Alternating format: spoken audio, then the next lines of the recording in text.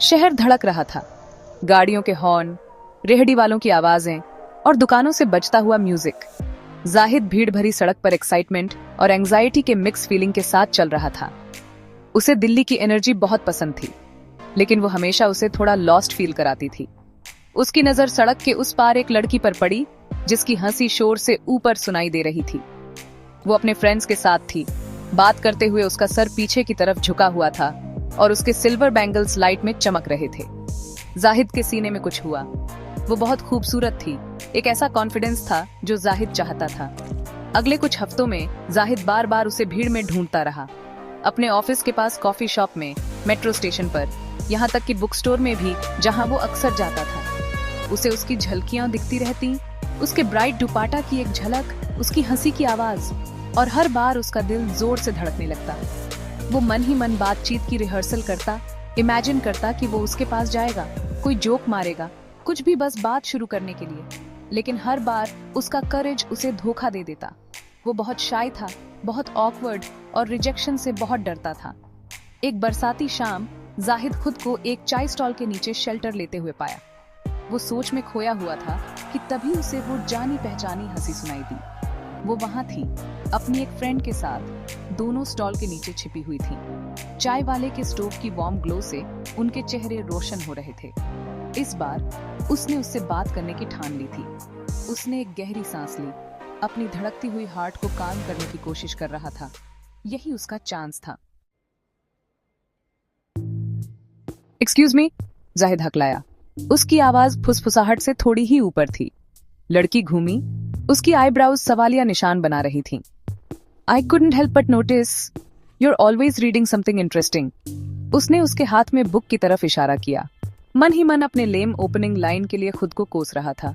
उसे सरप्राइज हुआ जब उसके चेहरे पर एक स्माइल फैल गई।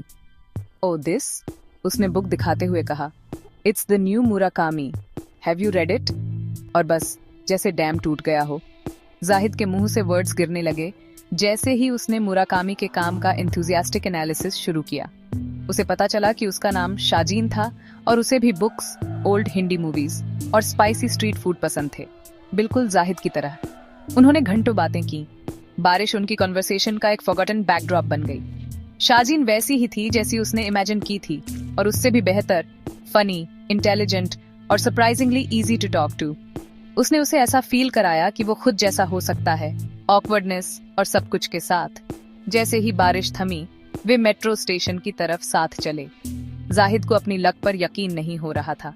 उसने आखिरकार उससे बात की थी और वो भागी नहीं थी। एक्चुअली लग रहा था कि उसे उसकी कंपनी एंजॉय कर रही थी। उन्होंने नंबर्स एक्सचेंज किए, जल्द ही फिर से मिलने का प्रॉमिस किया। उस रात घर जाते हुए जाहिद को ऐसा लग रहा था जैसे वो हवा में तैर रहा हो।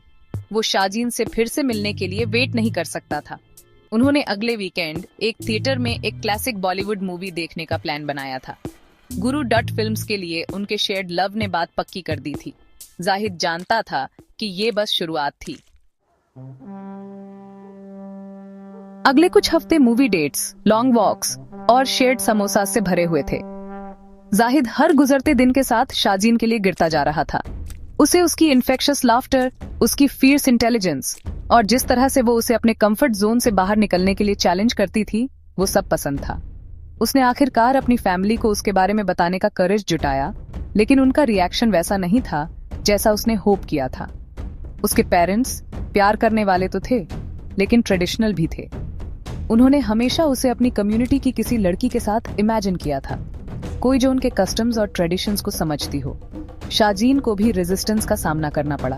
उसकी फैमिली ज्यादा लिबरल थी, लेकिन उसका एक एक्स बॉयफ्रेंड था, एक पॉजेसिव और इन्फ्लुएंशियल आदमी जो उसे किसी नए के साथ देखकर खुश नहीं था। वो जहां भी वे जाते वहां दिखाई देने लगा, जाहिद को इंटिमिडेट करने और उनके डेट्स को सैबोटाज करने की कोशिश करता।